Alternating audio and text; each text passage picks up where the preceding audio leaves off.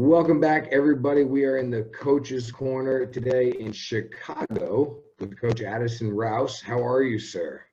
Doing well, man. I've been a whirlwind. Moving, planning to move with the family from West Virginia to Chicago, and then hunkering down here by myself. You can imagine there's some long days, but I love it. So things are going well. So you are at St. Xavier University, SXU. Yes, Tell sir. us about that place. So it is in a suburb of Chicago. So it is considered city limits. It's about I would say 12 to 15 miles from the heart of the city, which would be the Millennial Park right there in Lake Michigan. Magnificent Mile for tourists that kind of know Chicago. So it's about 12 to 15 miles from downtown, but it's city limits. Beautiful suburb. Like I said, on the southwest side of Chicago. We're NAIA school, high academic. They put a high premium on academics here. We are in the CCAC, which is the Chicagoland NAIA conference. New to me. Some notable names: St. Francis, Olivet, Judson. Some people that have been in the thick of it before. St. Ambrose. So, very competitive league. Really good athletic department, brand new leadership. Our athletic director's been here for 2 years, and I think that she is a rock star. So, really excited about her leadership.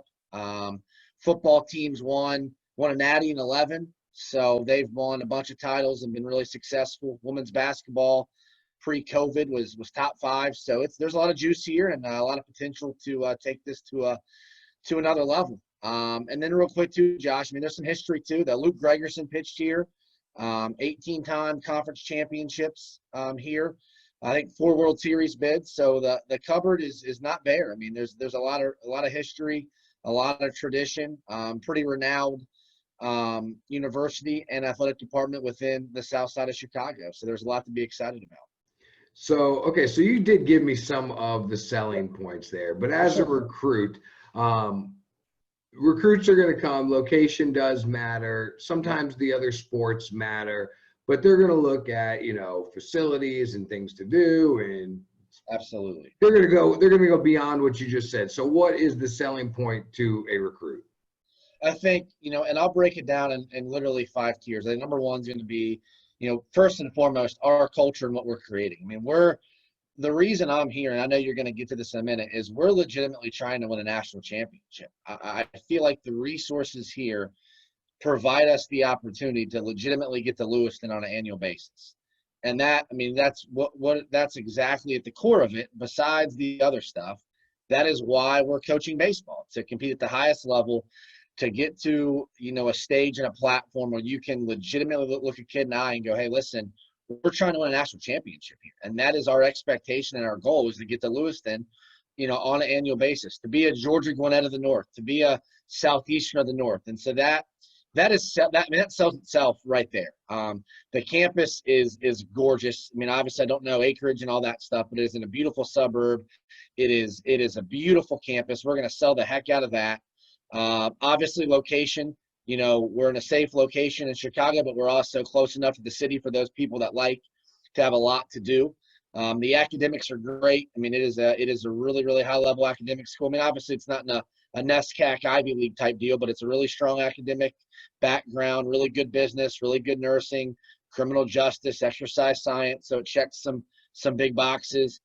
And then from a resource perspective, we are, and I'm wearing Nike, so I'm going to get in trouble, but we are UA exclusive. So once I get my stuff, we are the only, and this is what I've been told, the only exclusive UA small college. So if we're on a baseball field, it has to be UA, has to be Under Armour. We're going to be sponsored by AxeBat. We're going to swing AxeBat. I'm going to keep that deal going. Obviously they're putting a high premium in development. So, from a resource perspective, from a, tech perspective, on campus field, we feel like all the boxes that you need to be successful: location, academics, culture, development, we're able to check them. Affordability for a small private school in Chicago. So, we're funded well. So, all of these things that I think other than the fact that you think you're a good baseball coach, the things that you need, the recipes for success, I feel like are 100% in place. So, to me, it's a really easy selling point, because I think after the fact that I'm going to get in front of you and be who I am, it's going to sell itself. So, Well, I was thinking, and you got to it towards the end there. I Yeah, had done some research on this, and the financial aid packages do look really, really good there. good. But if I'm a parent, I'm thinking, okay, Chicago, private school. It sounds like they're dumping a ton of resources and money into athletics and other programs on the school. This must be expensive. So talk about that for a second. Yeah. So our base, so they it's real. The thing that's really good about SXU too is if you go online from a merit calculator, EFC, estimated, I mean, all that stuff's black and white. They literally put it out there for you of our updated, now 21 costs, and so we can get a really good baseline for what a kid's going to have to pay, and everything, the best meal plan, the best dorm, everything is about 46 grand, which immediately you go, whoo, that's a lot of money.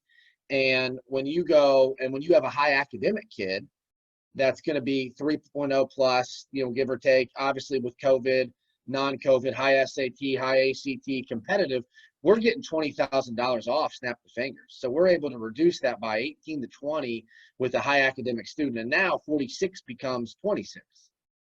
And then we throw in a strong baseball scholarship, and we're looking at a mid-teens out-of-pocket cost before financial aid for a small private institution in Chicago with resources.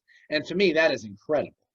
I mean, that's next level to be at a high academic school in Chicago, and you get a good student with, with an average EFC and a good baseball player. We're going to get him in the teens, maybe even mid-teens, and that's next level for this type of deal. So it's going to be affordable.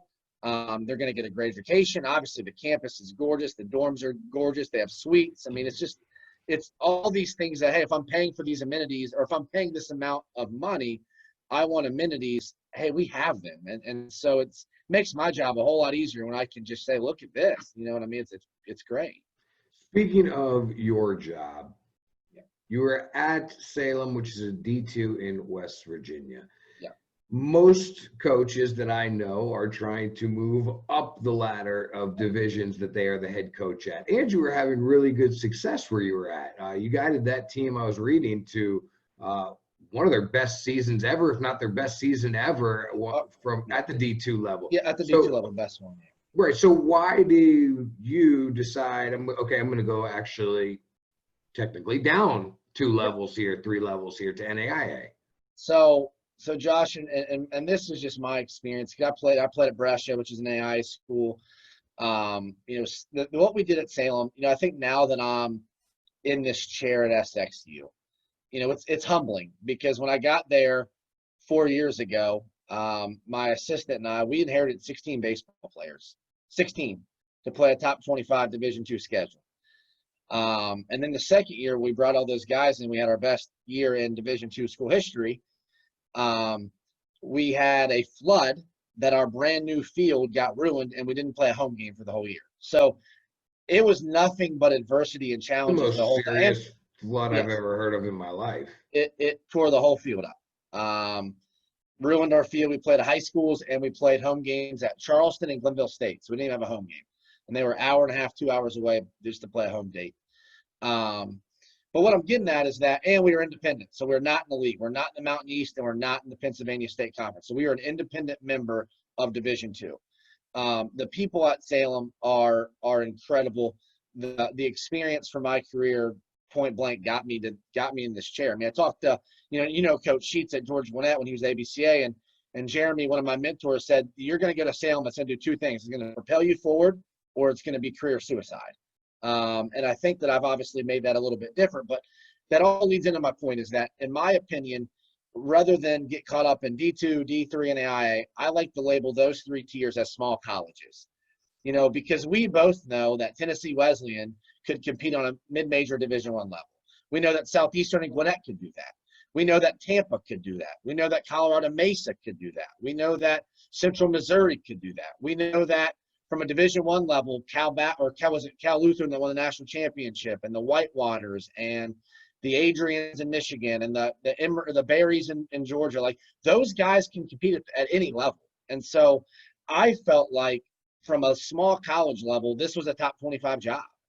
I feel like the school, the location, the resources, The challenge, I mean, the reality of this is that if in 3 or 4 years, Josh, we're not winning CCAC titles and competing to win a regional, I'm going to be back in West Virginia trying to feed my family, because that's my expectation with what they're pouring into our program from a scholarship level, resource level, and support level, is we need to get to a regional on a yearly basis and contend for a national championship. I mean, that's hard to do, but we need to be in that mix. We need to be a top 10 NAIA program in 4 to 5 years. And that gets me so fired up every single morning, because as much as I love Salem and as much as it was a special place and is a special place, that this tier and that those expectations have shifted. And so waking up every day knowing that if I don't build this program into a perennial top 10 small college program, I'm going to be back in West Virginia looking for a new job. It gets me up, it fires me up, and it gets me going every day. So I can see that. That's awesome. It's funny you mentioned Colorado Mesa, because I talked to Coach McKinney out there a few weeks ago. Yeah. Super nice guy. Oh, and I had sent him a couple prospects to look at, and I didn't realize what CMU was baseball wise. Oh man. Nothing against the prospects, but like you said, some of these Division II schools can compete at a mid-major Division I. So he called me and he's like, how much do you know about our program? I'm like, honestly, I don't know anything. And he goes, well, let me explain to you. And he was so nice about it, but pretty much I'm like, okay, so you're calling me to tell me that I'm a dumbass and don't, make sure I send you D1 guys only. And he was super cool, but it does go to show you that there's such a lack of education out there. And again, I've said it before, like, people will look at social media just because I'm on here and I talk to you guys and think that I know. Like, I don't know. I'm learning so much. Like the NAIA talk that I had with Sheets and those guys, it was so eye-opening for me. Oh man. So okay, can you really win a national championship in a cold city like Chicago, though? I think we're going to find out, because we're going to work really hard at it. I'm not, and I don't say it from a place of, I don't use the word arrogance, but like I'm not naive to the challenge. I just feel like being at all 3 levels, D3, D2, and NAIA now, and then I played Division II and NAIA. I just feel like, I'm not naive. I know it's a challenge. I know it's cold weather. I know we're in the Windy City. Our conference isn't as renowned as, the Southeastern League or the Wesleyan League, or, even the ones with like Missouri Baptist and some of those other people that are pretty well respected in our circles. And so I know that it's going to be a challenge, but I just feel like the support's there, the resources are there, and that if we put the equity in, as I like to say, we work really hard at it and, make no excuses and build our culture, I think that we can be in that conversation at some point. And I'm sure as heck going to find out, because I'm going to try really hard, and because that's going to be what I'm working for every day. Now, in 5 years, if we have not got the Lewiston, then we can talk and switch gears. But I'm telling you right now, we're going to work really hard to get there within 5 years. NAIA roundtable I did, Coach Barry was there from Tennessee Wesleyan. This just goes again, like I am learning so much. Well, he came into the Zoom room and we were just BSing, waiting. I think we were waiting on Sheets actually. Yeah. And Coach Neff was in there with us at LSU Shreveport and I said to Billy, I said, Coach Barry, how are you guys? You guys any good? And I had no idea. And Coach Neff laughs at me and I'm like, what am I missing here? And he broke it down and told me. And then, one of the things that stuck out to me was Coach Barry had said, NAIA in their level is sort of like the show Last Chance U, where guys I don't know if you saw that show, but you make a mistake at maybe the D1 level and you drop down to JUCO and maybe you make another mistake there. Like NAIA is your last stop before you either make it or break it. I don't know if that's your experience. That was kind of his breakdown of it, and I found that to be very interesting. Mm-hmm. It sounds like a different type of recruit. How do you go about recruiting, or are you, you're a guy that I'm going to stick on the high school level? Yeah, I mean, I think, from their end, I mean, if you look at Tennessee Wesleyan's roster and Sheets' roster, they're getting Power 5 kickbacks. I mean, it's not like Johnny just transferred from JUCO down the road. I mean, they're getting like, Oklahoma transfers and, Illinois I mean, it's different. It's big boy baseball now. I mean, it's pretty impressive. Those guys do a heck of a job. I mean, Neffendorf could be a recruiting coordinator at Vanderbilt right now, and they'd have the same success. I mean, that guy is unbelievable. And some of these guys just crush it. And you talk about, and I think they mentioned it. My buddy at IU Southeast, Coach Real, he recruits a lot of high school kids. And so my here's how I feel about it is I'm not necessarily the last chance U type place. I don't know if SXU fits that mold, but I want men. I want JUCO transfers that would be D2 eligible, that have their associates that went to develop. I like some older guys that can help us win immediately, snap the fingers, that are money guys, that are going to be 20, 21 years old, that can handle this level, that have played 2 years of college baseball and can handle going down to play sheets and not be overwhelmed, that can handle that platform.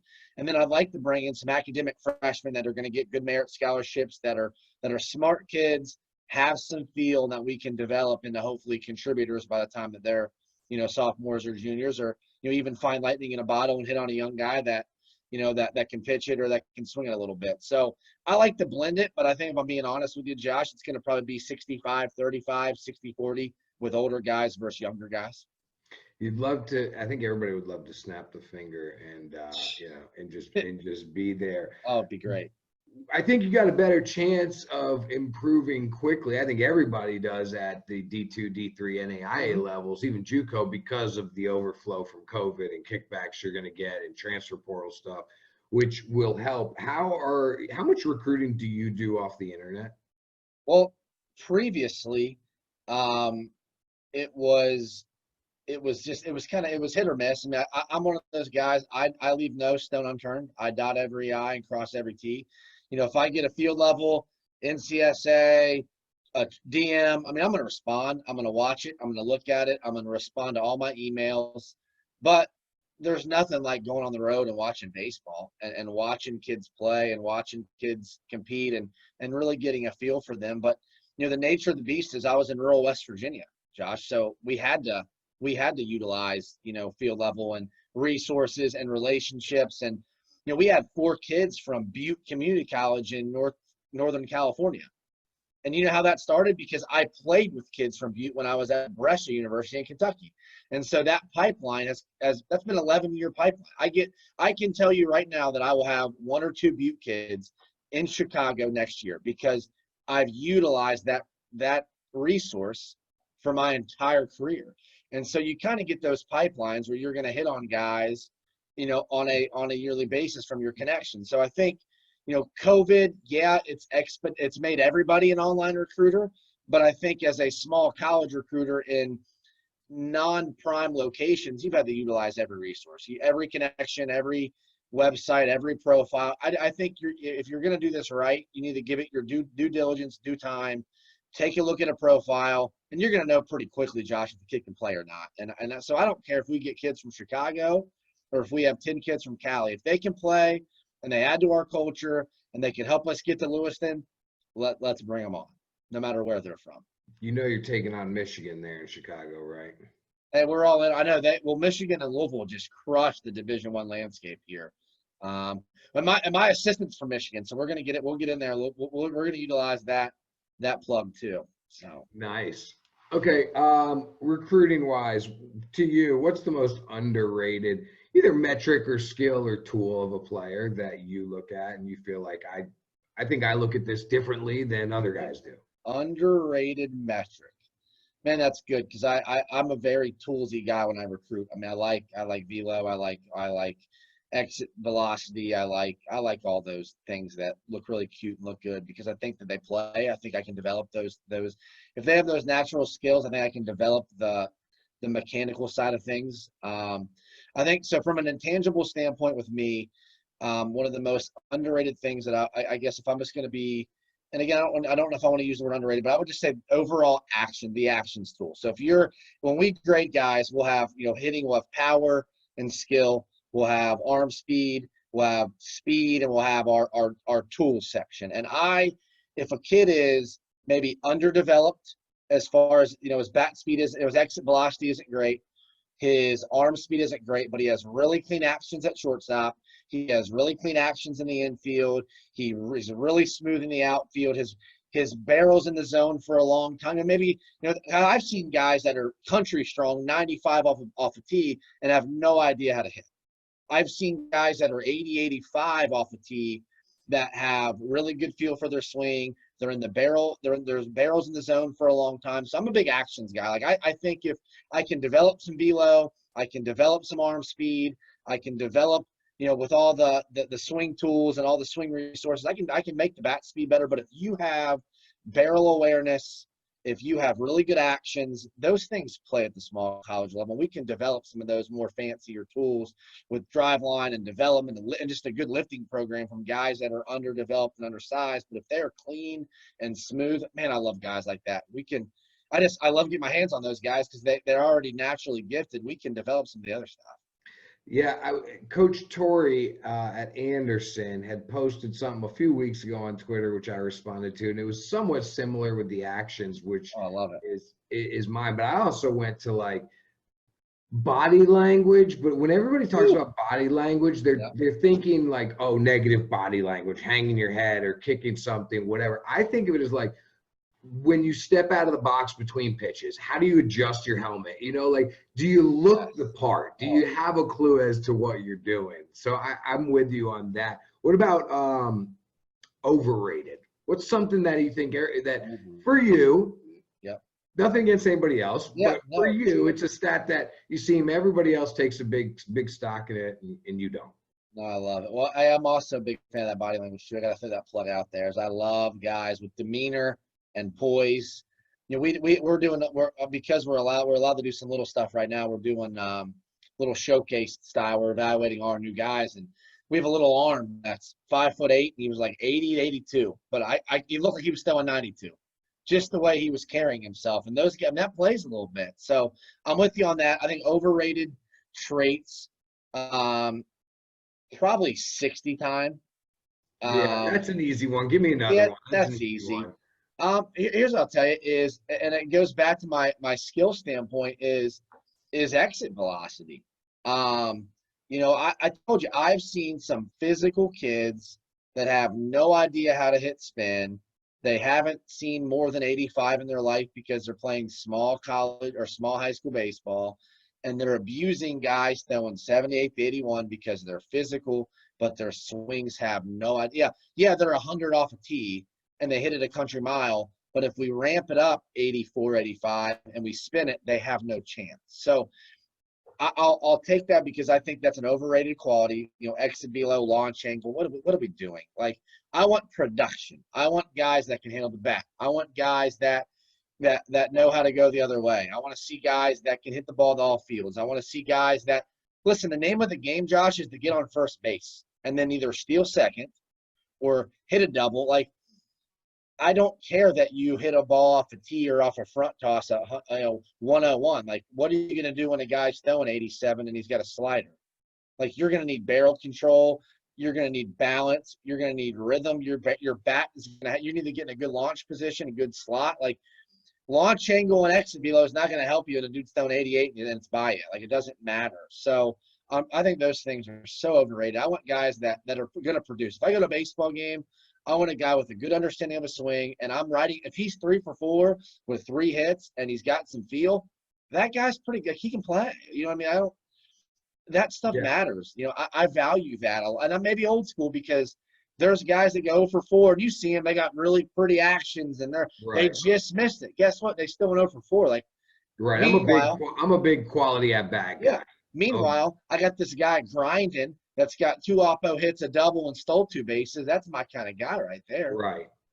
Yeah, I'm a big quality at bat guy. If a kid's playing at a high level on quality teams against good competition, if they can have a big quality at bat, I don't know. I like those kinds of kids who have a clue.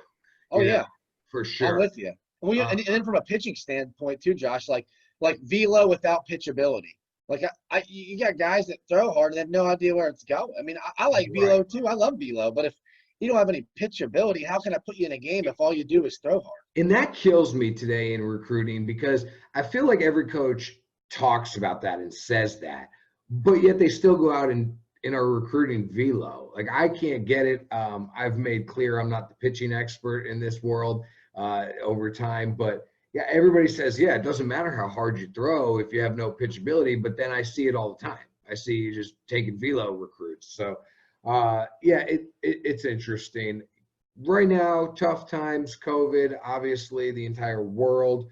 Looking at our audience though, 2021 graduates, guys in high school right now, or 2019 graduates that are finishing up their second year at a junior college right now. Any suggestions for them on how to tackle the next few months to find a good 4-year home? Send the email with video of your skills. My pet peeve, Josh, is game video when I don't know who the competition's against. Yeah, you hit a double, but I have no idea who you're playing or what they're about. I want skills video. I'd like, a guy throwing a bullpen with a radar gun, behind the catcher, and then get some view from behind. Just multiple views. Confirm your velo. I don't want to see a swing off a tee. I'd like to see a guy actually hit from behind and then from the side, and have them pick it. There's nothing worse than a 7 minutes game video. It can be concise, 2 or 3 minutes, and I think my advice would be to do research on the school, know what you're getting into first, have video, and then don't be afraid to network yourself and send hundreds of emails and take a few minutes to make it personal. Don't put "Dear Coach," put "Dear Coach Rouse, I'm interested in SXU. I realize you're in Chicago. I know that you're new." Like, make it look like you actually Right. a little bit, because I'm much more inclined to just delete the email that says, "Dear Coach, I'm interested in your program." Well, do you even know my program? Like, I want to know that it's in Chicago. I'd like to know that we have your major, and that I've been here for 4 weeks. Like, know what we're about before you write me a message. That's not hard to do. I have, the guys I work with, I tell them, look, you can copy and paste 75% of the message, okay, Yeah. about yourself, your metrics, all that, but at least make the dear whatever in the first 2 sentences personalized. Otherwise, it's going out the door for sure. Coach Addy, appreciate it, man. Thanks for coming on. Good luck to you guys. I may be in Chicago. That's where my wife is from. I will avoid that though until the springtime when the weather is nicer. So you take it easy. And if you're here, you better come out. What's up? If you're here, you better come watch us play. Yeah, of course I will. Of course I will. I'm not going into downtown Chicago. That place is too crazy for me. Although the pier, I like the pier and the lake. Yeah. Tough to get around downtown though. So you enjoy yourself up there, getting settled in. Thank you so much for being on today. Awesome. I appreciate it, Josh. It was a pleasure, man. Thank you.